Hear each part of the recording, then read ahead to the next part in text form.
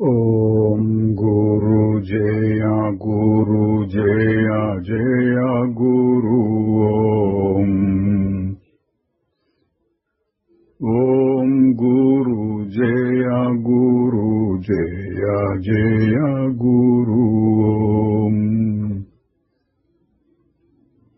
ఓం గురు జయ గురు జయ జయ గురు ఓం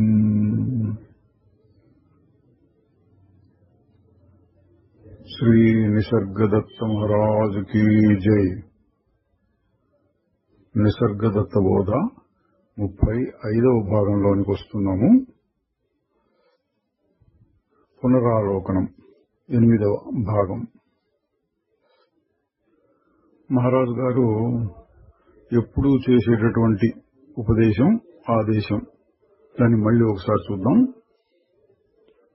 నేను భావం మీద మనస్సుని ఏకాగ్రంగా నిలిపితే నేను ఫలానా ఫలానా అనే భావాలన్నీ కరిగిపోతాయి। నేను సాక్షిని మాత్రమే అనే భావం నిలబడుతుంది। తరువాత అది కూడా అంతా నేనే అన్న భావంలోకి మారుతుంది అని సాధనలో ముఖ్యమైనటువంటి ఘట్టాలు చెప్పారు। ఇంతకుముందు చాలాసార్లు మనం చూశాము దీన్ని।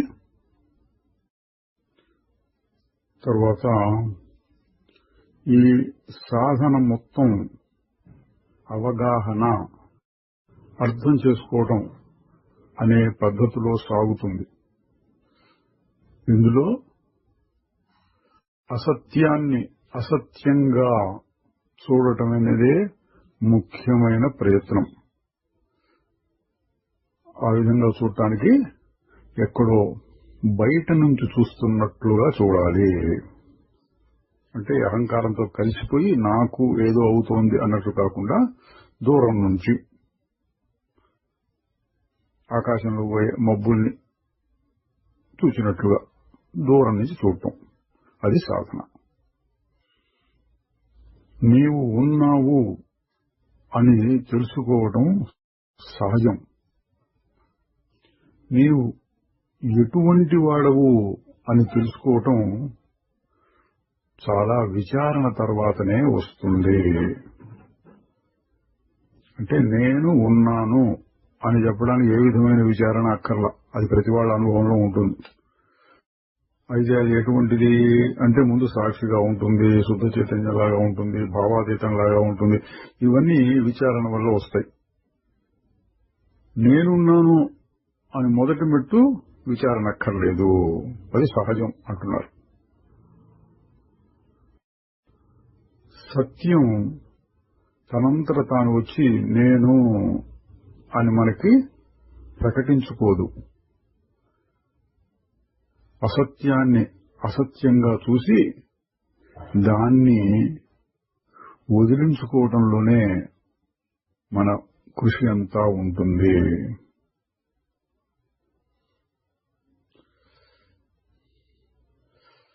నీవు దేనితోనూ సంగము లేకుండా ఉండగలిగిన స్థితికి వచ్చినప్పుడు నువ్వు చేయగలిగిందంతా చేసినట్లే।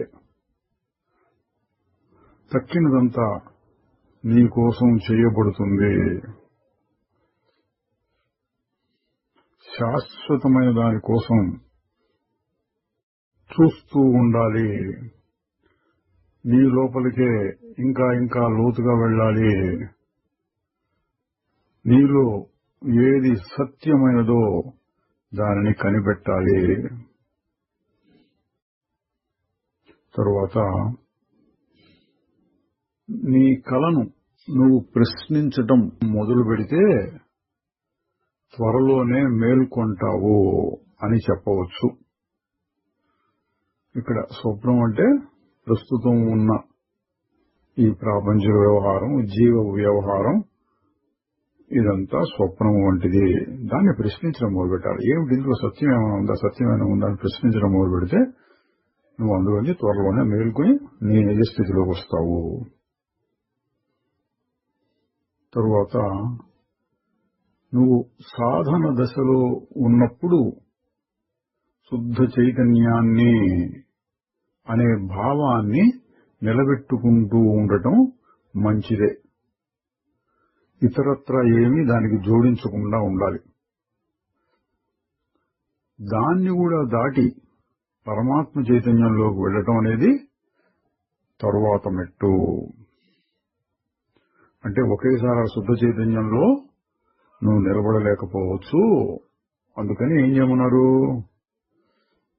నేను చైతన్యాన్ని, నేను శుద్ధ చైతన్యాన్ని, నేను సాక్షి స్వరూపాన్ని, ఈ విధమైన భావనలు పెట్టుకో.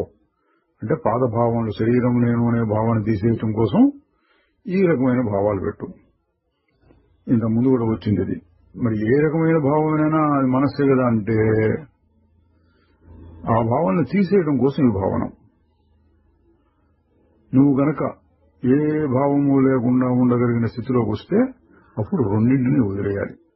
నేను శుద్ధ చైతన్యం అనుకోనక్కర్లేదు, అనుకోకూడదు కూడాను. అసలు ఊరకు ఉండటమే అప్పుడు మౌనం. మళ్ళీ దాన్నే చెప్తున్నారు, ముఖ్యమైనది ఏదో ఒక్కదాన్ని పట్టుకో. ఏంటంటే నేను అన్న భావం. తక్కిన వాటన్నిటినీ పోని. ఇది సాధన. అసలైన సాక్షాత్కారంలో పట్టుకోవాల్సింది లేదు, వదలటం మర్చిపోవడం కూడా ఏమీ ఉండదు. చూడండి తేడా. మొదట్లో సాధన స్థితిలో నేను భావాన్ని పట్టుకొని వేలాడాలి. ఆ ఆత్మానుభవ స్థితి గట్టిపడ్డ తర్వాత ఇంకే భావం ఉండకూడదు. తరువాత శుద్ధ చైతన్యం అనేది మహా నిశ్చలమైనటువంటిది. అంటే ఏమాత్రం చలించినటువంటిది, తేలికైనది, మౌనం, ప్రశాంతం, చురుకైనది, నిర్భయమైనటువంటిది, కోరికలు భయాలు లేనటువంటిది అని అన్ని విశేషణాలు వాడారు. అన్నిటికీ దాదాపుగా ఒకటే అర్థం అండి. అదే నా స్వరూపం అనుకుంటూ దానిపై నువ్వు ధ్యానించు. అదేవిధంగా నీ రోజువారీ జీవితంలో కూడా ఉండడానికి ప్రయత్నించు. అప్పుడు దాన్ని నీవు పరిపూర్ణంగా గ్రహించగలుగుతావు. ఇందా చెప్పిన పద్ధతేనండి. ఇక్కడ కూడా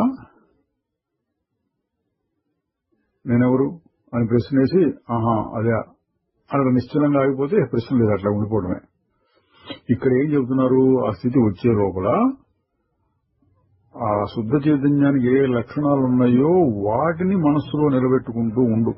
వాటిపైన ధ్యానం చేయి. ధ్యానం అంటే ఏకాగ్రంగా ఒకే విషయాన్ని ఆలోచించడం. అది చెలించదు, అసంగంగా ఉంటుంది, మౌనమైంది, శాంతము, ఇటువంటి మాటలు. వాటిని ఆలోచిస్తూ ఉండు. అంటే ధ్యానం. ఇదొక రకమైన ధ్యానం. భావాల మీద ధ్యానం. దాన్నే మనం నిధిధ్యాసన. ఇంకొంచెం కిందికి వస్తే మననం అనొచ్చు. మననం నిధిధ్యాసన స్థాయి గురించి చెప్పారండి ఇక్కడ. తరువాత లోనున్న పండు క్రమంగా పండాలి. అప్పటి వరకు క్రమశిక్షణ, శుద్ధ చైతన్యంలో ఉండడానికి ప్రయత్నం సాగుతూ ఉండాలి. ఇది కూడా గమనించవలసిన విషయం అండి. ఒక్కోసారి సందర్భానుసారంగా ఎవరితోనో చెప్పేటప్పుడు నువ్వు అదే స్వరూపం, నువ్వేం చేయక్కర్లా, అట్లా ఊరకుండు అన్నట్లు కూడా మాటలు వస్తాయి. సాధకుల దృష్టిలో చెప్పినప్పుడు కొన్ని మాటలు చెప్తున్నారు. ఇప్పుడు ఇక్కడ ఏమన్నారు? నువ్వు ఆ స్థితిని చేరుకునే వరకు నీకు క్రమశిక్షణ. రోజు ఇంత సమయం దీన్ని ఇక్కడ చేస్తాను, ఇప్పటి నుంచి ఇప్పటిదాకా ఇది చేస్తాను, ఈ విధంగా భావిస్తాను, ఈ విధమైనటువంటి సాధన జీవితం గడుపుతూ ఉండాలి. ఆ సాధన క్రమంగా అభివృద్ధి పొందుతూ వచ్చినప్పుడు అది మరింత సూక్ష్మంగా జరుగుతుంది. చివరికి నిరాకారం అయిపోతుంది. ఇక్కడ కూడా గమనించాలండి. మొదట్లో భావాలతో మొదలుపెట్టు. నేను భావం, నేను అసంగ స్వరూపం, నేను శుద్ధ చైతన్యం, ఇటువంటి భావాలను ఉపయోగించుకుని ధ్యానం చేయమన్నారు. తర్వాత ఇంకా ఇంకా సూక్ష్మం అవుతుంది అన్నారు. సూక్ష్మం అంటే ఏంటి? ఇంత పెద్ద మాట ఉపయోగించి నేను అసంగ స్వరూపం, అసంగోహం అసంగోహం అసంగోహం, ఎందుకు వచ్చిన ఎందుకు పోయిన ఏమి గంటలు, ఇటువంటి మాటలు పెట్టుకుని అక్కర్లేకుండా ఒక్కసారి నేను అనగానే అసంగం అయిపోయినట్టు, అంటే అసంగము అన్న మాట పైకి చెప్పకపోయినా అర్థం వచ్చినట్టు అయిపోతుంది. అది సూక్ష్మం కావడం అంటే అది. ఉదాహరణకి ఏదైనా వంటకం తిన్నారనుకోండి, బాగా రుచిగా ఉంది. కొంతమంది చాలా బాగుంది చాలా బాగుందని రొట్టెలేసి ఓహో ఓహో అంటూ చెప్పుకుంటూ ఉంటారు, అదొక రకం. కొంతమంది ఏం మాట్లాడకుండా ఊరగా ఆస్వాదిస్తూ ఉంటారు. అది సూక్ష్మం అన్నమాట. ఇద్దరూ రుచిని బాగా పట్టుకున్నారు. అక్కడ భాష ఉంది, ఇక్కడ భాష లేదు, అది తేడా. అట్లా సాధన క్రమక్రమంగా భాష తగ్గుతూ తగ్గుతూ వచ్చి ఆ భావం నిలబడుతుంది. చివరికి ఆ భావం కూడా పోయి భావాతీతం. దాన్నే పండు పండటం అన్న మాటతో చెప్పారు మహారాజు గారు. ఇక్కడ ప్రశ్న: ఆధ్యాత్మిక మార్గంలో అభివృద్ధికి గుర్తు ఏమిటి? అంటే మనకు మనం తెలుసుకోవాలి. అభివృద్ధిలో ఉన్నానా, నేను అట్లాగే ఉన్నానా, అలాగే ఇంకా కింద పడిపోతున్నానా? మహారాజు గారు చెప్తున్నారు, ఆందోళన నుండి విముక్తి, హాయిని, మహాప్రశాంత స్థితిని లోన అనుభవిస్తూ ఉన్నటువంటి ఒక భావము, బయట పనుల యందు మహా ఉత్సాహము, అంటే రాగద్వేషాలు లేకపోయేటప్పటికీ ఏ పని చేస్తూ ఉన్నా హుషారుగానే ఉంటుంది అని. ఇవి అభివృద్ధికి గుర్తులు అని చెప్పారు. సాధన గురించి అడిగిన వాడికే చెప్పారు, సాధన అంటే బలవంతంగా అయినా సరే తన శుద్ధ ఉనికి, శుద్ధ చైతన్యం గురించి మళ్లీ మళ్లీ గుర్తు చేసుకుంటూ ఉండాలి. నేను ఫలానా ఫలానా అనేది ఏది కాదు, లేక ఎన్నో ఎన్నో కలిసిన స్థితి కూడా కాదు అని గుర్తు చేసుకుంటూ ఉండాలి. ఇది సాధన అన్నారండి సందర్భానుసారంగా. అంటే ఎప్పుడు చెప్పేది నేను అన్న భావం తనకు తాను ఆ విషయాన్ని గుర్తు చేసుకుంటూ ఉండటము. గుర్తు చేసుకుంటూ ఉండు అంటే ఏంటి అంటే దానికి కూడా చెప్పారు. నేను అన్న భావాన్ని ఎల్లప్పుడూ గుర్తులో ఉంచుకో, అది మర్చిపోయినప్పుడల్లా మళ్లీ మళ్లీ వెనక్కి వస్తూ ఉండు. మర్చిపోవడం అనేది సాధన దశలో చాలా తరచుగా జరుగుతుంది, అందరికీ జరుగుతుంది. దాని గురించి భయపడక్కర్లేదు, బాధపడక్కర్లేదు, సిగ్గుపడక్కర్లేదు. దానికి మహారాజు గారు ఏం చెప్పారు? పోయిందని తెలుసుకోగానే మళ్ళీ వెనక్కి రా. ఏం పోయింది? మనసు పోయింది. నేనెవరు? ఆగి చూడు. ఇట్లాంటి మాట మళ్లీ గుర్తు చేసుకుంటూ ఉండాలి. మళ్లీ సాధన గురించి ఇంకా చెప్తున్నారు. నీ తాదాత్మ్యాన్ని మొదట్లో వదిలించుకో, అంటే శరీరంతో తాదాత్మ్యాన్ని వదిలించుకోవాలి. నేను ఇది అది ఫలానా ఫలానా అనే ఆలోచనలు ఆపుకోవాలి. స్వార్థపరత్వాన్ని వదులుకోవాలి. నీ బాగోగుల గురించి బాధపడకూడదు. ప్రాపంచికమేం కావచ్చు, ఆధ్యాత్మికంగా కావచ్చు, నీ బాగోగుల గురించి బాధపడద్దు. చూడండి, ఆధ్యాత్మికమైనటువంటి కృషి జరగట్లేదని కూడా బాధపడద్దు, నువ్వు అలా చేస్తూ ఉండు అని. అన్ని కోరికల్ని, స్థూలమైనవి సూక్ష్మమైనవి వదిలేసుకో. ఏ రకమైన గొప్ప విషయాన్ని పొందాలి అని కోరికను పెట్టుకోకు. నువ్వు ఇప్పుడే ఇక్కడే పరిపూర్ణుడవు, నీకు మరేమీ అవసరం లేదు. చూడండి ఇక్కడ చెప్పింది సందర్భం గ్రహించాలి. ఇంతకుముందేమో మళ్ళీ మళ్ళీ అదే పెట్టుకుంటూ ఉండు, మర్చిపోయినప్పుడల్లా మళ్ళీ తీసుకురా, ఇతర విషయాలని తగ్గించుకో అట్లా చెప్పారు. ఇక్కడేమంటున్నారు, నువ్వేం చేయక్కర్లేదు, ఎప్పుడు నువ్వు అదే స్వరూపం గుర్తించు అన్నారు. అంటే ఎవరితో మాట్లాడుతున్నారు, ఏ సందర్భంలో మాట్లాడుతున్నారు, వాళ్ళకి తగినట్లుగా చెప్పడం, దాన్ని మనం గమనించుకుని అన్నీ ఉన్నాయి, మనం ఏం చేయాలంటే మనకు సరిపోయిందేదో మనం చూసుకోవాలి. తరువాత నువ్వు చేయవలసిందంతా అన్ని రకాల జ్ఞాపకాలని, ఆశల్ని వదిలేయటమే. నిన్ను నువ్వు నగ్నంగా ఉన్నట్టుగా, ఏమీ లేనట్లుగా ఉంచుకో. అంటే నీ గురించి ఏ విధమైన భావాలు పెట్టుకోకుండా, ఇది అది అని రాకూడదు. నగ్నంగా అన్నమాట వాడారంటే ఏంటి, ఏ బట్టలు లేకుండా ఉన్నారనుకోండి, అట్లా పైన వచ్చిన భావాలన్నీ వదిలించుకోవటం.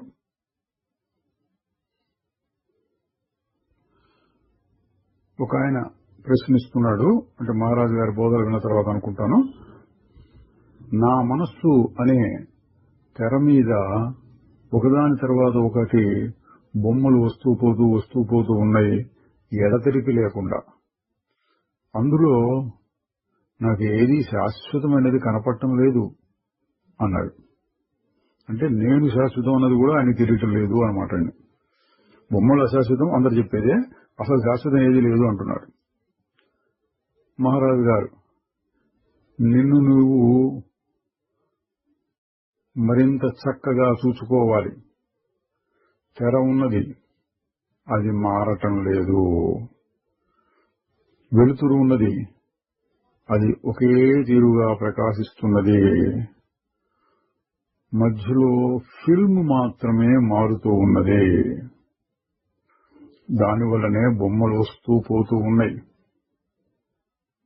ఆ ఫిల్మ్ ప్రారంభం అనుకోవచ్చు. నువ్వు సినిమా హాల్లో ఉన్న మనిషి లాంటి వాడివి. ఆ బొమ్మలు చూస్తూ నవ్వుతూ ఏడుస్తూ ఉంటున్నావు.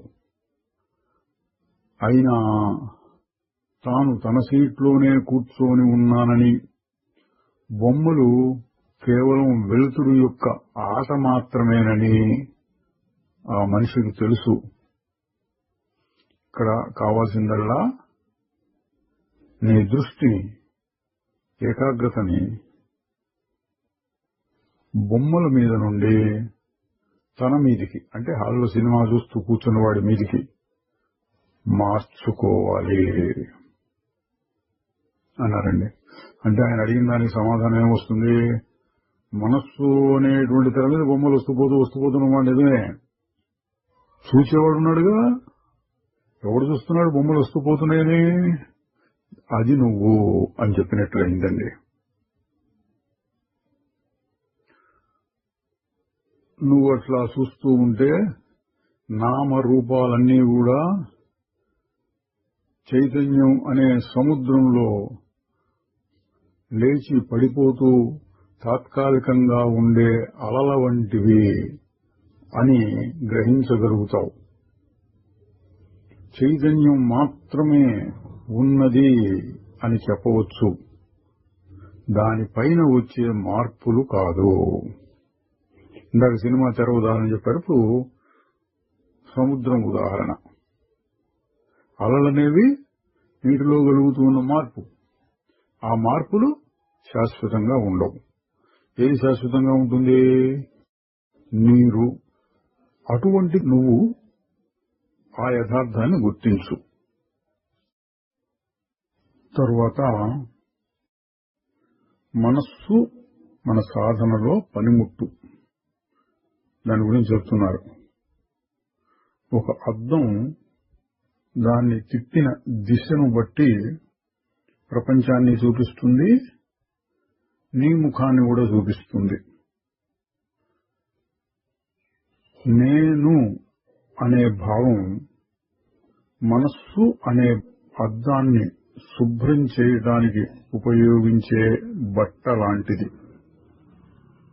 దాన్ని ఉపయోగించు అంటే ఇది ఎప్పుడు చెప్పేదండి, మనస్సు బహిర్ముఖం అయితే బయట ప్రపంచం కనపడుతుంది, అంతర్ముఖం అయితే ఆత్మ కనపడుతుంది. అంతర్ముఖం చేయడం ఎట్లాగంటే మనస్సును శుద్ధం చేయడం, తన వైపు తిప్పడం.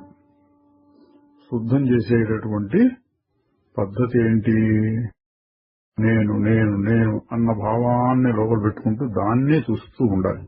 అంతర్ముఖం చేయడం అంటే అది. నీ మనస్సు ఎటువంటిది అనేటటువంటి చర్చ అనవసరం. ఎప్పుడు దాన్ని నువ్వు వదిలివేయగలిగితే, అంటే అది మంచా చెడా, పుణ్యమా పాపమా, సత్వగుణమా రజోగుణమా, ఇవన్నీ అనవసరం. వదిలేసి వెళ్ళిపోవాలి. అది మన భగవద్గీతలో చెప్పిన గుణాతీత లక్షణములు. అయితే ఆత్మానుభవం లేకుండా దాన్ని వదిలివేయటం కుదరదు అని మెలిక పెట్టారండి.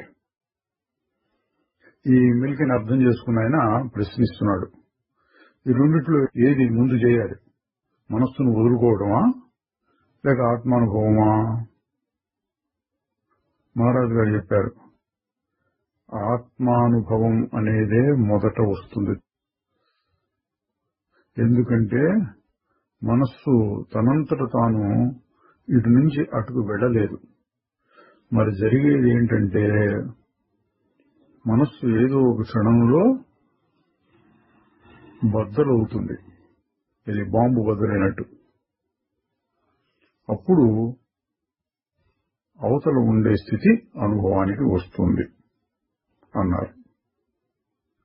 దీని సాధకుడు ఎట్లా అర్థం చేసుకోవాలంటే, ఆత్మానుభవం కలిగే వరకు పైన చెప్పినట్టు దాన్ని శుభ్రం చేస్తూ ఉండాలి. నేను భావం లేదా నేను ఎవరు అనే ప్రశ్న, దీని సహాయంతో మనసును శుద్ధం చేస్తూ రావాలి.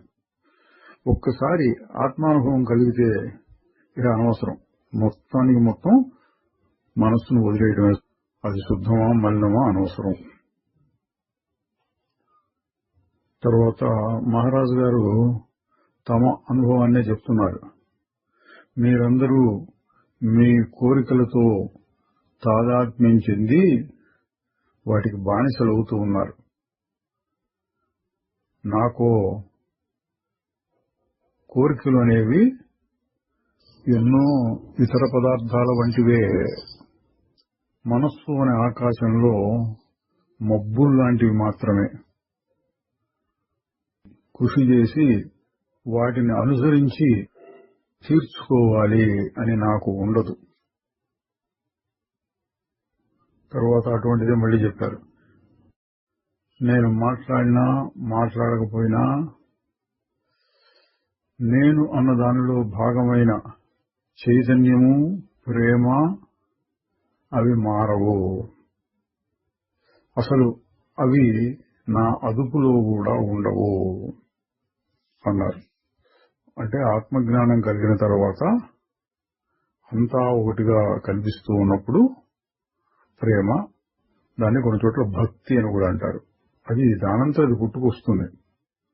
నేను కావాలంటే వచ్చింది కాదు, వద్దు అంటే పోయేది కాదు, అది వచ్చింది అంతే అన్నారు. ఇది జ్ఞానంతో పాటుగా సర్వాత్మభావం, భక్తి, లేక ఇక్కడ ప్రేమ అనే మాట వాడారు, అది వస్తుంది.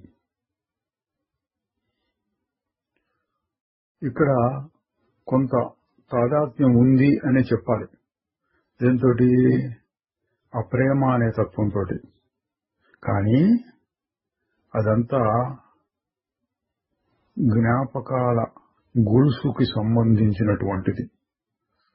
తెర మీద వస్తూ ఉండే బొమ్మలతో తాదాత్మ్యం లాంటిది.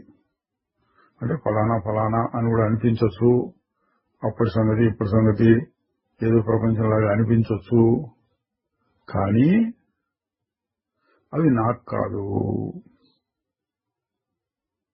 బొమ్మలుగా కనపడుతున్నాయి, వాటి మీద ప్రేమ అనేది కూడా వస్తుంది. అంత జరుగుతోంది. అది నా అనుభవం అన్నారు. దాన్ని మళ్ళీ చెప్తున్నారు. వ్యక్తి, నేను, ఈ శరీరము, ఈ మనస్సు, ఈ జ్ఞాపకాల గొలుసు, ఈ కోర్కెలు భయాల గుంపు, ఇవన్నీ మాయమైపోతాయి. ఇప్పుడు ఆత్మానుభవంలో మహారాజు గారి యొక్క అనుభవం అన్నమాట. ప్రస్తుతం నేను అని, నాది అని, నా చుట్టూ ఉన్నాయని అనిపించేవన్నీ ఉంటాయి, కానీ నాది అన్న భావం మాయమైపోతుంది. కానీ ఏదో ఒక రకమైన తాదాత్మ్యం వాటితో కలిసి ఉండటం ఉండొచ్చు. ఆ కొద్దిపాటి తాదాత్మ్యం వల్ల నేను అప్పుడప్పుడు ఒక వ్యక్తిగా అవుతూ ఉంటాను. అంటే ఫలానా మనిషిని, ఫలానా ఇంట్లో ఉన్నాను, ఫలానా వాళ్ళతో మాట్లాడుతున్నాను, వీడు నా కుటుంబము, ఇది నా ఆదాయము, ఇటువంటి మాటలు అప్పుడప్పుడు అనిపిస్తూ ఉంటాయి. ప్రేమ అనేది కూడా ఈ వ్యక్తిని కలిగించడానికి ఒక కారణమే. అంటే ఎప్పుడు ఒక నిశ్చలమైన సమాధిలో మనకి పురాణాల్లో కథలు వస్తాయి చూడండి, అట్లా కూర్చుండిపోయినాడు, ఆ మహర్షి మీద పుట్టేసుకొచ్చేసింది, నెత్తి మీద పక్షులు గూళ్లు కట్టుకుంటున్నాయి, ఇట్లాంటి వర్ణనలు ఉన్నాయి. మహారాజు గారు అట్లా చెప్పట్లా. నేను ఆ స్థితిలోనూ ఉంటాను, మళ్ళీ ఈ స్థితిలోకి వస్తూ ఉంటాను, కానీ దీనితో నాకు ఉండేటువంటి తాదాత్మ్యం చాలా స్వల్పం. అక్కడ కాసేపు రావడం, మళ్ళీ వెళ్ళిపోవటం. అంటే జ్ఞానికి వ్యవహారం ఎట్లా జరుగుతుంది, పనులు ఎట్లా చేస్తూ ఉంటాడు, అంత మనలాగానే ఉంటాడు కదా అంటే ఇదన్నమాట సమాధానం. కొద్దిగా కలుస్తూ ఉంటారు ఈ శరీరము మనసు వీటితోటి, కానీ ఎక్కువగా ఇక్కడ ఉండరు. ఎక్కువగా నిశ్చల స్థితిలో ఉండి అప్పుడప్పుడు ఈ శరీర భావంలో, అది కూడా అసంగంగా నాకు అంటటం లేదు, నేను సాక్షి అన్న భావంతో ఉంటారు అని మనం అర్థం చేసుకోవాలి. మహారాజు గారి అనుభవమే ఇంకో రకంగా చెబుతున్నారు. ఏమీ కాకపోవటం చేత అన్నీ నేనే అవుతున్నాను, అంతా నేనే, అంతా నాదే. తన గురించి ఇతరుల గురించి కలిపి చెప్తున్నారు. ఈ భేదమంతా మనస్సులో ఉంటుంది, అది కూడా తాత్కాలికం. నేను ఒకప్పుడు మీలాగే ఉండినాను, మీరు కూడా నాలాగే కాబోతున్నారు. మీరు పనికిరాని వాళ్ళు అని చెప్పట్లా, మీది కూడా అదే స్వరూపం, ఎప్పటికైనా నాలాగే అవుతారు. తర్వాత మిథ్యా జ్ఞానం గురించి కూడా ఒకసారి చెప్పారు. తమను తాము జ్ఞానులుగా చెప్పుకుంటూ వారి ప్రత్యేకతను, గొప్పతనాన్ని ప్రకటించుకునే వారందరూ జ్ఞానులు కారు. ఏదో ఒక ప్రత్యేక అనుభవం కలిగితే దాన్ని వారు ఆత్మసాక్షాత్కారం కింద భావిస్తారు. అంటే ఏంటండి, చాలా మంది ఉంటారు, నేను ధ్యానం చేస్తూ కూర్చున్నాను, పెద్ద వెలుగు కనపడింది, ఒక గంట సేపు గదంతా వెలుతురు నిండిపోయింది, నేను అందులోంచి బయటికి రాలేకపోయాను అట్లా చెప్తారు. ఇంకా కొంతమంది నాకు వేడి వేడి పుట్టిపోయింది, ఒళ్ళంతా సెగలు సెగలు, ఒక్కోసారి నాకు ఫలానా దేవుడు సాక్షాత్కరించాడు, ఇటువంటివి కూడా చెప్తారు. రకరకాల అనుభవాలు. వీటిని చూసుకుని నేను జ్ఞానిని అనుకుంటారు. మహారాజు గారి దృష్టిలోకి కావు. జ్ఞాని తనను జ్ఞానిగా చెప్పుకోవాలి అనే దృష్టితో ఉండడు. తనను తాను అతి సాధారణమైన వ్యక్తిగా భావించుకుంటాడు. తన స్వభావంలో తానున్నట్లే భావిస్తాడు, కొత్తదేమీ లేదు. నేను సర్వశక్తివంతుణ్ణి, సర్వజ్ఞుణ్ణి, మహాశక్తుల అవతార పురుషుణ్ణి అని చెప్పుకోవడం అంతా అజ్ఞానం యొక్క గుర్తులే. మరి ఏది అజ్ఞానం కాదంటే ఇంతకుముందు మహారాజు గారు చెప్పారు, మీరు అలాగే కాబోతున్నారు, నేను ఒకప్పుడు మీలాగే ఉండినాను. ఇది ప్రత్యేకత ఏం లేదు. తర్వాత సాధకులకు ఇచ్చే సందేశం, నీ మనస్సుని ఆక్రమించుకున్న వాటన్నిటి నుంచి నువ్వు పక్కకు తొలగు. నువ్వు ఏ పని చేయవలసి వస్తుందో అది చేస్తూ ఉండు.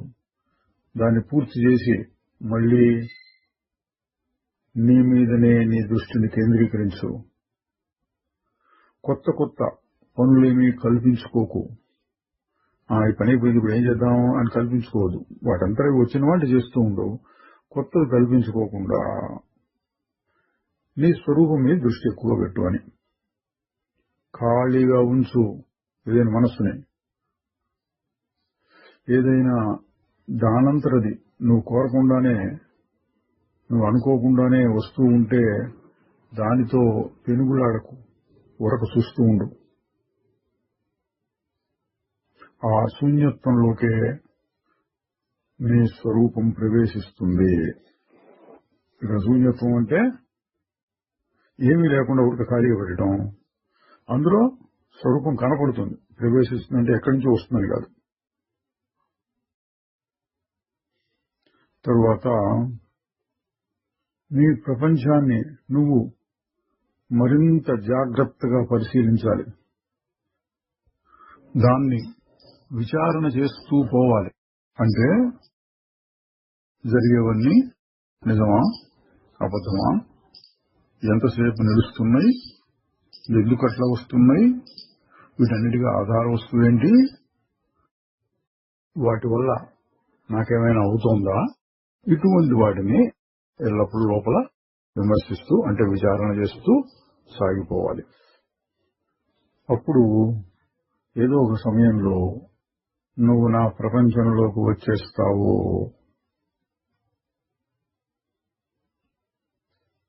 ప్రపంచంలో నేను అది అనే భేదాభిప్రాయం కలుగుతోంది.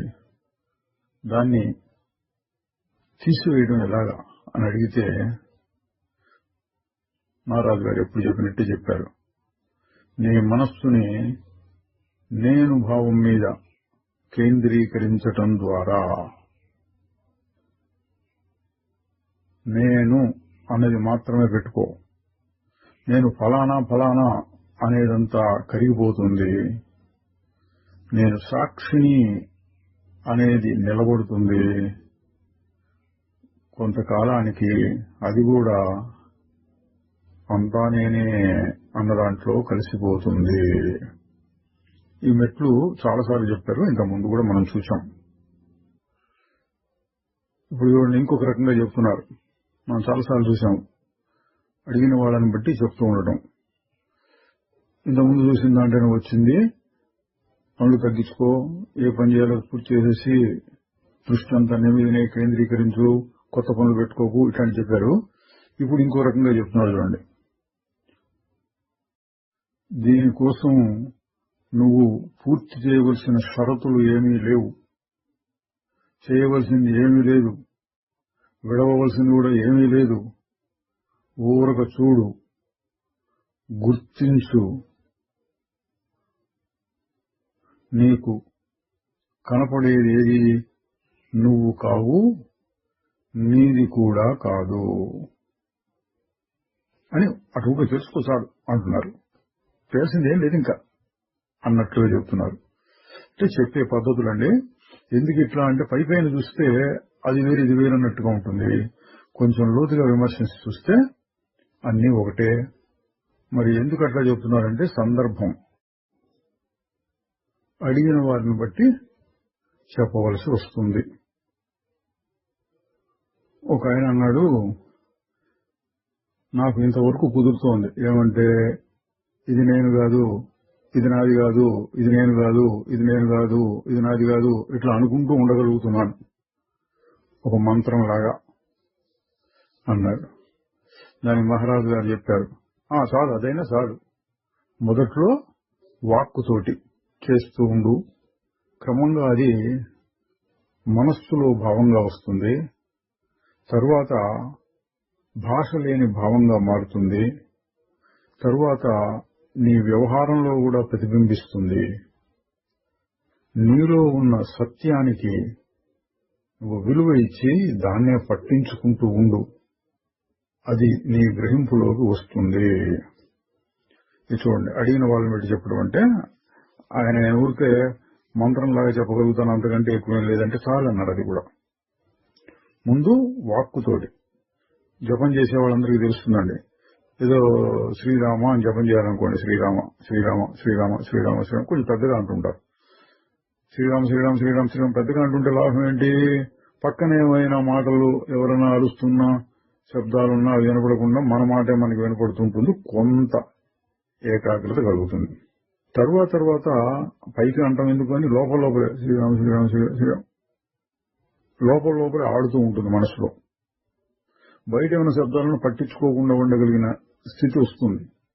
అప్పుడు లోపల ఆడుతుంటే దాన్ని మానసిక జపము అంటారు. ఇంకా చేయంగా నేను చేస్తున్నానన్న భావం కూడా లేదు, ఏదో నడుస్తోంది, దానంతరదే వస్తోంది, సన్నగా వస్తుంది. శ్రీరామాన్ని పూర్తిగా అన్నట్టు కూడా కాదు, ఏదో అటు చలనం వచ్చింది పోయింది, నేను ఊరికే గమనిస్తున్నాను అన్న స్థితి కూడా వస్తుంది.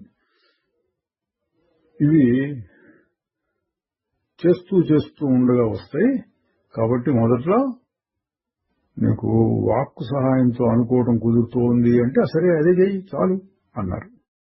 అయితే చిన్న తేడా ఏంటంటే దేవతలు నామాలు ఇతర జపాలు కాకుండా నేను అని, నేనెవరు అని, నాకు ఇదంతదని, ఇట్లా నేను అన్నదానికి సంబంధించిన మాటలనే అనుకుంటూ ఉండు మొదట్లో. ఇదే ఊపులో చెబుతున్నారు మరొకరికి సాధన గురించి. నువ్వు ఇప్పటికిప్పుడే జ్ఞానం కలిగిపోవాలి అనుకుంటున్నావు కావాలి.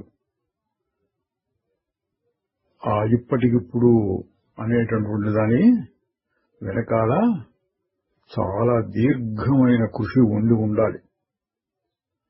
చెట్టు నుండి పండు ఒక్కసారిగా పడుతుంది, కానీ చెట్టు మీద అది పండటానికి చాలా సమయం పడుతుంది అన్నారు. చూడండి, ఇంటికంటే ఇక్కడ క్రమక్రమంగా సాధన చేసుకుంటూ రావాలి అన్న భావాన్ని చెప్తున్నారు. ఏం చేయకల్లా చూస్తే చాలు అన్నట్టు కూడా వచ్చింది. పైన చూశాము, అన్ని రకాలు ఉన్నాయి. సాధకులు తమకు ఏది సరిపోతుందో దాన్ని చూసుకోవాలి, లేదా గురు సహాయంతో తెలుసుకోవాలి. మరి వ్యవహారము జీవిక కోసం అంటే బతకడం కోసంగా ఏదో ఒక వృత్తి చేస్తూ ఉండాలి కదా. అంటే ఏ పనైనా చేయవచ్చు, కానీ మధ్యలో తగినంత విశ్రాంతి, శాంతి, మౌనం అనే వాటిని నువ్వు అభ్యాసంలో చూసుకుంటూ ఉండాలి. అంటే పని చేసుకుంటూ ఉండు, కాస్త సమయం దొరకంగానే మళ్ళీ ఇటు పక్కకు రావాలి. మహారాజు గారి ఉదాహరణ తీసుకోవచ్చు. ఆయన ఏదో షాప్లో కూర్చొని అమ్ముకుంటూ ఉండేవారు. షాప్లో 24 గంటలు ఉండరు కదా కొనుక్కోవడానికి వచ్చిన వాళ్ళు.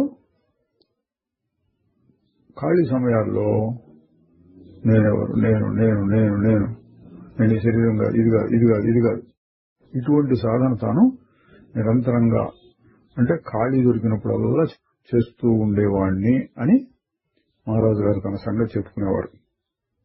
అదే ఇక్కడ కూడా చెప్పారు. ఇష్టం వచ్చినట్టు చేసుకోండి, మధ్యలో ఖాళీ దొరికినప్పుడల్లా ఈ సాధనకి ఉపయోగించుకోండి. కొద్ది క్షణాలైనా అంతరంగంలో ఉండే ఆ నిశ్చల ప్రశాంత స్థితి అన్ని రకాలైన అడ్డంకుల్ని దహించి వేస్తుంది. అనుమానించకు, ప్రయత్నించి చూడు అని గట్టిగా చెప్తున్నారు. ప్రయత్నించి చూడు, అనుమానించమాక.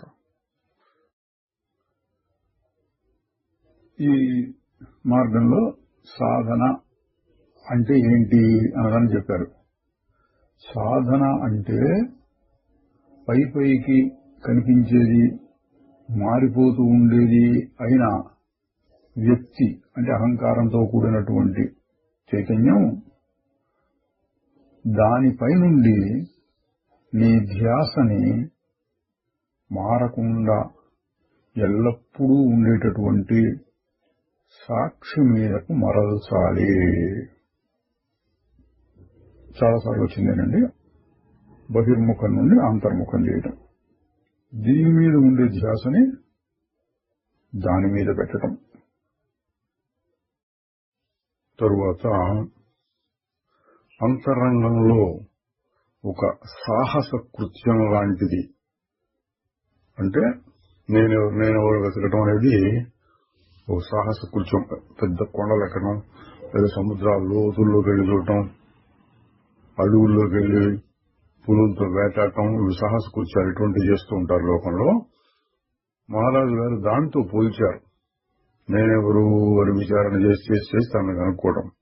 ఆ అంతరంగ సాహస కృత్యాన్ని నీ జీవితంలో ఒక భాగంగా, ముఖ్యమైన భాగంగా అంగీకరించకపోతే నీ అన్వేషణ ఫలించదు. దాన్నే మహారాజు గారు శ్రద్ధ అనే పేరుతో చాలాసార్లు చెప్పారు. శ్రద్ధ అనే పేరుతో చెప్పేవాళ్ళు. శ్రద్ధ, పట్టుదల, ఇదే అన్నిటికంటే ముఖ్యమైనది అనేది. తరువాత ప్రపంచాన్ని పరిశోధించు, నీ మనస్సు మొత్తం దాని మీద లగ్నం చెయ్యి, దాన్ని జాగ్రత్తగా విచారణ చెయ్యి, దాని గురించిన ప్రతి భావాన్ని జాగ్రత్తగా పరిశీలించు. దీని అర్థం మహారాజు గారు ఎప్పుడు చెప్పేదే, లోపల ఎటువంటి భావం వచ్చినా, ఏ అనుభూతి కలిగినా ఏమిటిది, ఎవరికి వచ్చింది, అది ఉంటుందా పోతుందా, ఈ విధంగా ఆలోచిస్తూ ఉండాలి అన్నారు. అంటే ప్రత్యేకంగా కూర్చుని ఒక ధ్యానం నిశ్చలమైపోవాలి మనస్సంతా అనే పద్ధతిలో సాధన ఎక్కువగా చెప్పరు. ఎక్కువగా చెప్పేదేంటి, ఇది నీకు వచ్చిన ప్రతి భావాన్ని విమర్శించు. అది నేనా, నాదా, దానికి నాకు సంబంధం ఏంటి, అది సత్యమా అసత్యమా, ఇట్లా. తరువాత ఒక ప్రశ్న వచ్చింది. జరిగేదంతా సహజం, అంటే ప్రకృతి సిద్ధంగా జరిగిపోతుంటే మనం ఇంకా ప్రత్యేకంగా కృషి చేయవలసిన అవసరం ఏమిటి? అంటే మనకు మోక్షం కావాలి అనుకుంటే అది కూడా సహజంగానే వస్తుంది అంటున్నాడు. మహారాజు గారు అన్నారు, నువ్వు చేసే కృషి కూడా ప్రకృతి సిద్ధంగా జరిగే వాటిల్లో ఒక భాగమేను. అంటే ఎన్నో రకాల జీవరాశులు ఉన్నాయి, అందులో మానవుడవుడు. ఈ మానవుల్లో కూడా బుద్ధి బాగా వికసించి వివేకము, వైరాగ్యం మొదలైనటువంటి కలిగినటువంటి వాడికి ఈ మార్గం దొరుకుతుంది. మరి అవివేకము, వైరాగ్యం అవ్వెట్లా కలిగినాయి అంటే అది సహజమే అనుకోవాలి. మనస్సు బాగా అభివృద్ధి చెంది ఏదో ఒక సమయంలో మనస్సు అంతర్ముఖం కావడానికి ప్రయత్నం చేస్తుంది. అది కూడా సహజమే అంటున్నారు. ప్రకృతికి పూర్తిగా విధేయుడిపై ఉంటే ఇక నీవు ఏ విధమైన ప్రయత్నము చేయనక్కరలేదు. అంటే గమనిస్తూ ఉండు, రావాల్సిన భావాలన్నీ అవే వస్తాయి. తరువాత ఆత్మసాక్షాత్కారం కోసం అవగాహన అంటే అర్థం చేసుకోవడమే ముఖ్యమైన విషయం. వ్యవహారం అనేటటువంటిది ఎప్పటికప్పుడు వస్తూ ఉండే ఒక ఘట్టం మాత్రమే. మంచి ప్రజ్ఞ అంటే మనం చెప్తాం స్థిత ప్రజ్ఞ, అది కలిగిన వాడు వ్యవహారం నుంచి వెనుదిరగడు. అంటే ఏ పని చేయకుండా కూర్చోవాలి అని అనుకోడు. సత్యానికి వ్యవహారమే ఒక గీటురాయి, అంటే పరీక్ష చేసుకోవడానికి వీలైంది. ఒక పరీక్ష అంటే ఏంటంటే ఒక మూల ఎక్కడో కూర్చుని నాకు ఏ విధమైనటువంటి రాగద్వేషాలు సుఖ దుఃఖాలు లేవు, నేను నిశ్చలంగా ఉన్నాను అని అనుకోవచ్చు.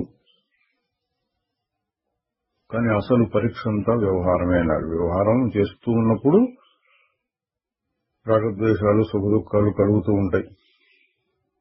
కామక్రోధాది దుర్వృత్తులు కూడా ఉబికి వస్తూ ఉంటాయి. ఆ సమయంలో సాధన చేయాలి. అటువంటి పరిస్థితులు ఉన్నప్పుడు కూడా ప్రశాంతంగా ఉండగలగాలి. అందువలన మనకి జ్ఞానం గట్టిగా కలిగిందా లేదా అనటానికి వ్యవహారమే పరీక్ష లాంటిది.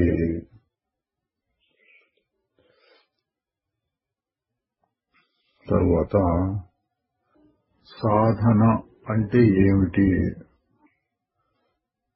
మారిపోయే వస్తువులకి ఆధారంగా ఏది శాశ్వతంగా ఉంటుంది అని విచారణ చేస్తూ ఉండు. అదే సాధన.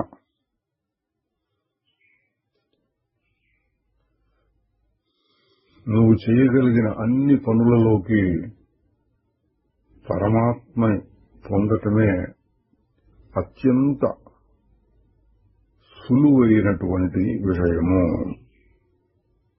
ఎందుకంటే ఏం చేయక్కర్లా, పరమాత్మని మాత్రం అన్వేషిస్తూ తక్కిన వాటిని కోరకుండా ఉండటం చాలు. చూడండి, ఏం అక్కర్లా, ఊరికి ఆలోచించడం మానుకుంటే చాలు, వచ్చేస్తుంది. కొత్తగా దానికోసం ప్రయత్నం చేయక్కర్లా. ఇది ఎప్పుడు మహారాజు గారు చెప్పేదే. అయితే చెప్పే పద్ధతి ఏంటంటే, అబ్బా ఎంత తేలికో చూడు అన్నట్టుగా ఉంటుంది. కానీ సాధకుల్లో చాలా మంది యొక్క అనుభవం ఏంటి, మనసును ఆపటమే కష్టం.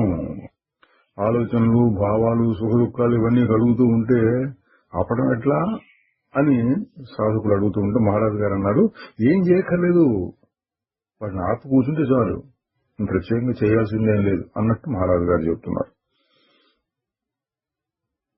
తరువాత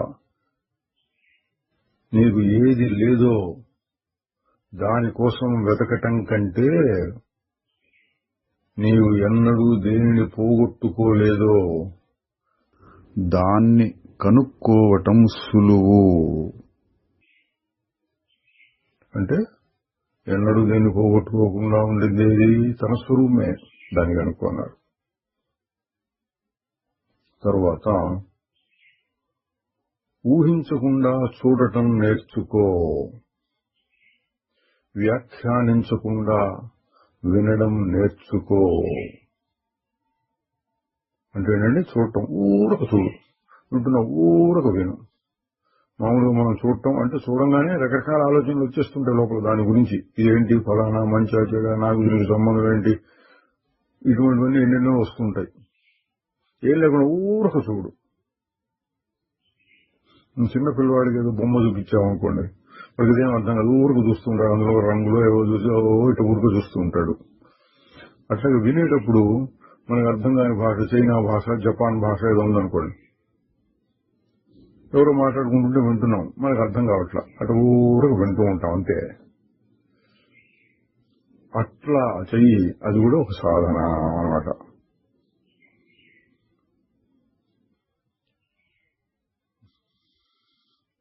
ఏ విధంగా దేన్ని అనుభూతి చెందినా అదంతా తన లోపలి దృష్టిని బట్టే ఉంటుంది.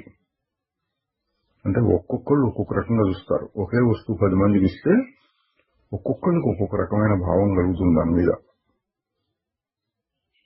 అందువలన ఏది చూడబడిందో, వినబడిందో, స్పర్శ చేయబడిందో, వాసన చూడబడిందో, ఆలోచింపబడిందో, అనుభవంలోకి వచ్చిందో, ఇవన్నీ కూడా మనస్సులోనే ఉంటున్నాయి, యథార్థం కాదు. ఇది తెలిసినప్పుడు నువ్వు శాంతిని పొందుతావు, భయం నుండి విముక్తిని పొందుతావు, స్వేచ్ఛను పొందుతావు. నిన్ను నీవు ఇదిగా అదిగా భావించటం ఆపుకో. చిన్న పిల్లల వలె ఉండు. ఇదిగా అదిగా ఉండటానికి ప్రయత్నం చేయటం కంటే కోరక ఉండటంలోనే సుఖాన్ని చూడు. నేను ఫలానా ఫలానా ఫలానా ఇంకా ఇటువంటి ఇట్లా అయిపోవాలి, ఇది నాకు కావాలి, దీన్ని అనుభవించాలి, ఇటువంటివన్నీ ఆపేసి కోరక ఉండు, అదే సుఖము అంటున్నారు.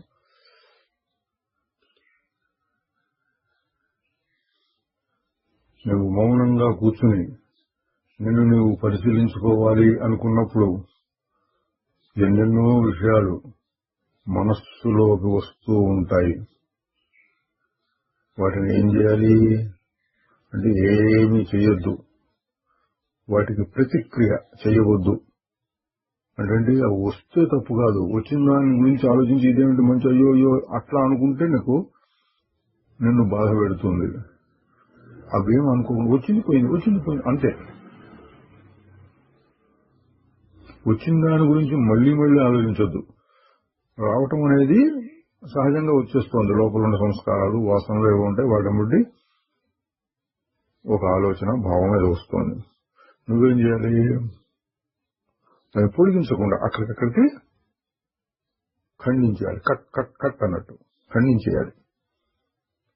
అప్పుడు ఎట్లా ఉంటుంది? ఇది వచ్చింది పోయింది. అవి ఎట్లా వస్తాయో అట్లాగే పోతాయి. వాటంతటవే చేయవలసిందల్లా పూర్తిగా తనను తాను అంటే తన మనస్సును గమనిస్తూ ఉండటమే. అంటే వచ్చింది పోయింది అంతవరకే. దాంట్లో మనం కూడా పాలు పంచుకోకూడదు. అంటే ఇది మంచి చెడు కావాలి వద్దు, ఓహో ఇదా ఇటువంటిది ఏం లేకుండా అటు వరకు వచ్చింది పోయింది. ఇందా అయిపోయింది. మనకు తెలియని భాషలో ఎవరో మాట్లాడుతున్నారు, అప్పుడు ఎట్లా ఉంటుంది? ఏదో శబ్దం వచ్చింది పోయింది అంతే. దాని మహారాజు గారు కూడా చెప్తున్నారు, రోడ్డు మీద వచ్చే పోయే వాహనాలని చూస్తున్నట్లుగా చూడు. జనం వస్తూ ఉంటారు, పోతూ ఉంటారు. అన్నిటినీ నీవు ప్రతిక్రియ చేయకుండా ఓరక తెలుసుకుంటూ ఉండు. ప్రతిక్రియ అంటే ఇదేమిటి అని కానీ, అది ఏం చేయాలి దీన్ని అని కానీ అట్లా ఆలోచించకుండా ఊరక చూస్తూ ఉండు.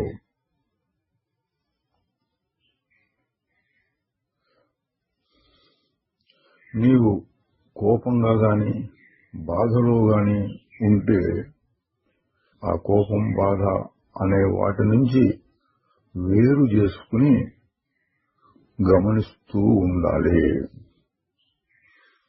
వేరు చేసుకోవడం అంటే భగవద్గీతలో చెప్పిన విభాగం, శత్రుజ్ఞ విభాగం అనేదే మోక్షానికి మొదటి మెట్టు.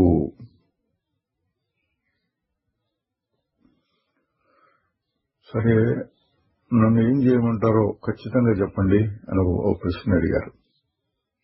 మహారాజు గారు ఎప్పుడు చెప్పినట్టే, నీ మనస్సుని, బుద్ధిని, హృదయాన్ని నేనెవరు అన్న భావం మీద మననం చేయటానికి ఉపయోగించు. ఏమిటది? ఎట్లాంటిది? దాని మూలమేమిటి? దాని జీవనమేమిటి? దాని అర్థం ఏమిటి అనేవి ఆలోచిస్తూ ఉండు. ఏవి ప్రపంచాన్ని గురించి విషయాలను తెలుసుకుని వాటిని ఏం చేయాలి అట్లా కాదు. ఇందా చెప్పారు, వాటిని గురించి ఆలోచించి ప్రతిక్రియ చేయకూడదు. మరి దేని గురించి లోపల వచ్చిన ఆలోచనలు ఏంటి, వాటికి నాకు సంబంధం ఏంటి, నేనెవరు ఇది. దానికి ఉదాహరణ చెప్తున్నారు. ఇదంతా ఒక బావిని తవ్వటం లాంటిది. నీరు కాని ఏది వచ్చినా అంటే తవ్వేటప్పుడు రాయి రప్ప మట్టి వస్తుంటాయి కదండి, వాటన్నిటినీ కాదు అని పక్కకు తోసేసి నీరు వచ్చేటంత వరకు చూస్తూ ఉండాలి. అట్లాగే ఇక్కడ అన్నిటినీ పక్కకి నెట్టుతూ శుద్ధ చైతన్యం వేరుగా ఉండి చూచేటటువంటిది సాక్షి. అది దొరికే వరకు ఆ విధమైన ప్రయత్నం చేస్తూ ఉండు.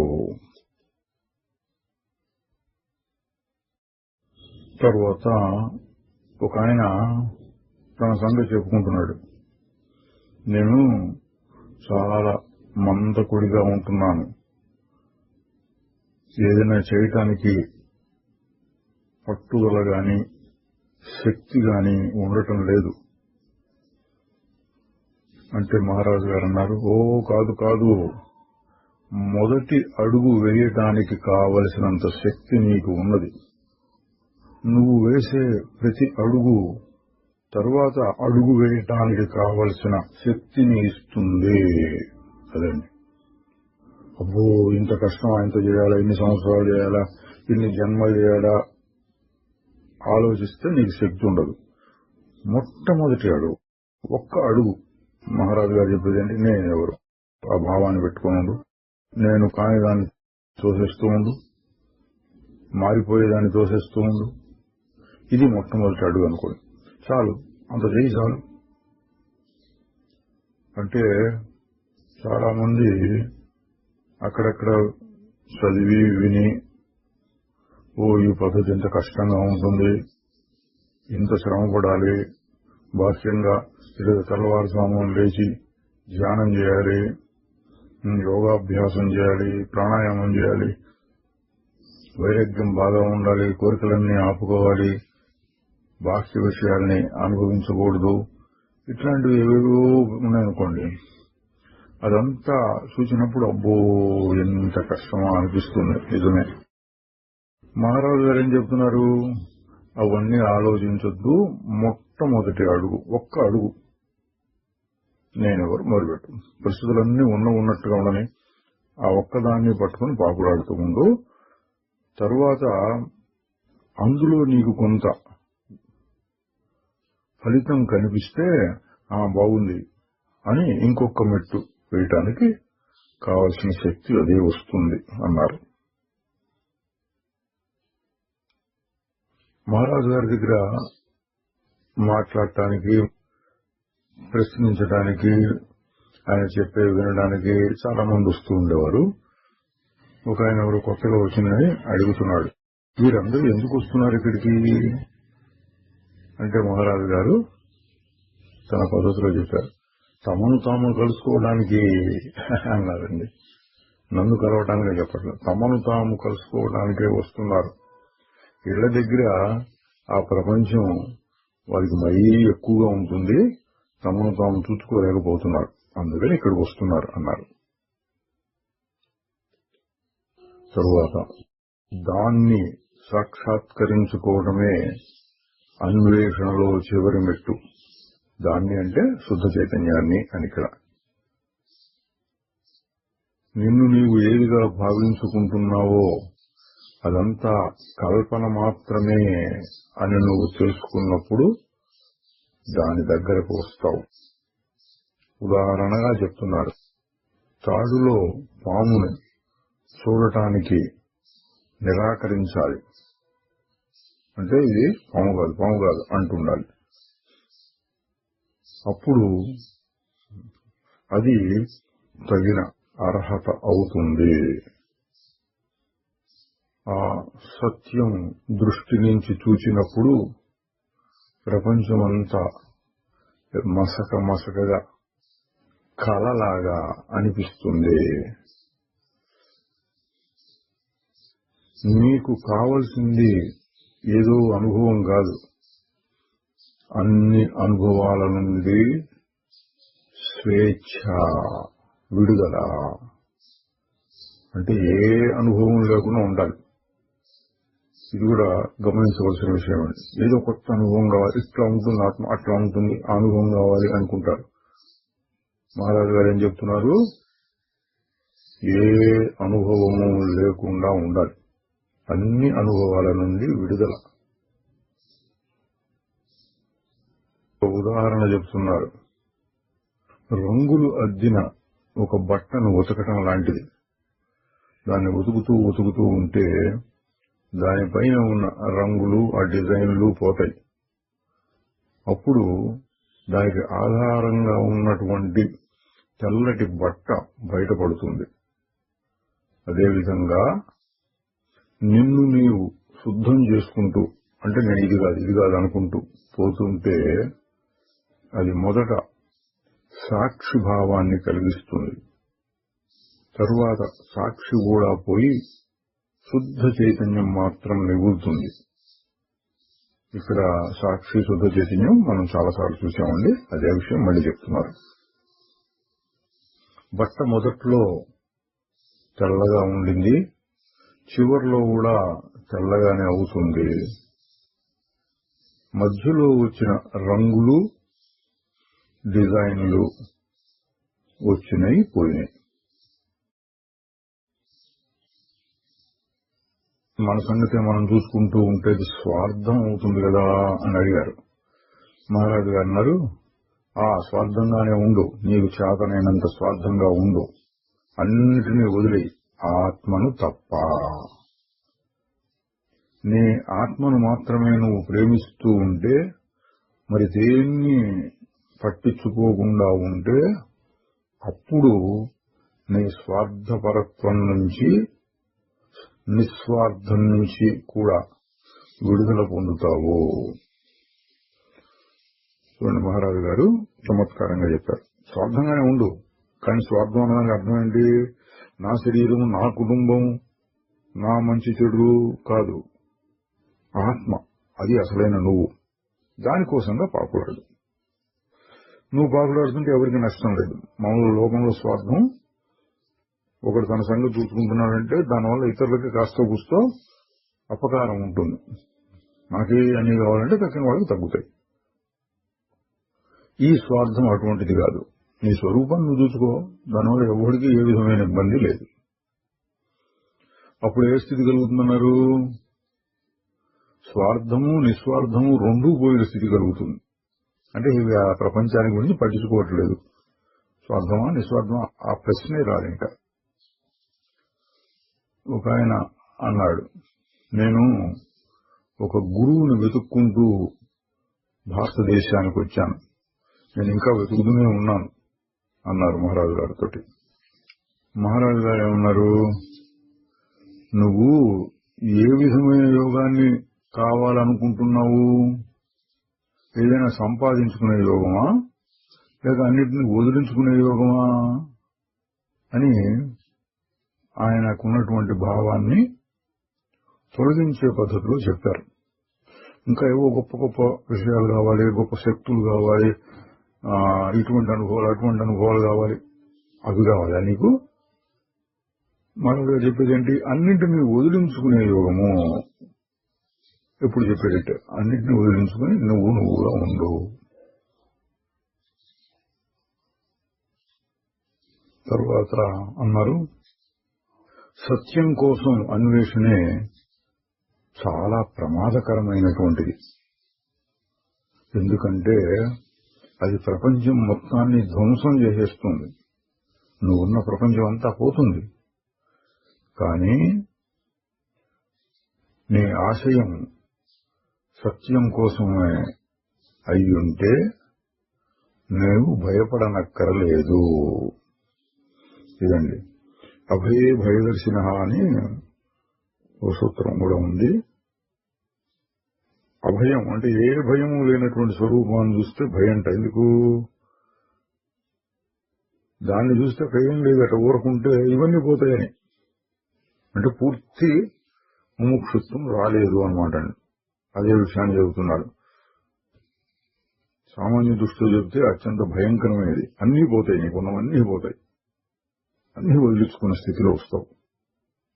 కానీ నీ యొక్క అసలు ఉద్దేశ్యం సత్యాన్ని కనుక్కుని సత్యంలో నిలబడి ఉండటం అయితే నీకే భయము ఉండదు. శ్రీ నిసర్గదత్త మహారాజుకి జై. చిదానందరూప శివోహం శివోహం.